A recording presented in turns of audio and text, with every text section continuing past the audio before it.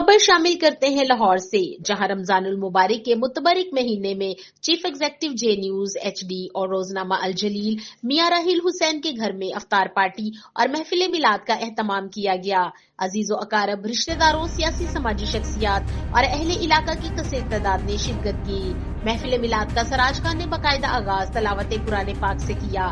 نعت رسول صلی اللہ علیہ وسلم کے لیے محمد شہزاد حیدر اور شہباز قادری نے حصہ لیا اور اپنی خوبصورت آواز میں نعت رسول مقبول صلی اللہ علیہ وسلم کا ہدیہ پیش کیا۔ قاری فدا حسین نے ماہ سیام میں محفل میلاد اور افطاری کے حوالے سے قرآن و حدیث کی روشنی میں حاضرین محفل کو اپنے خطاب میں بڑے خوبصورت انداز میں بیان کیا۔ محفل کے اختتام پر ملک اور قوم کی حفاظت، خوشحالی اور امن و امان کے حوالے سے خصوصی دعا بھی کی گئی۔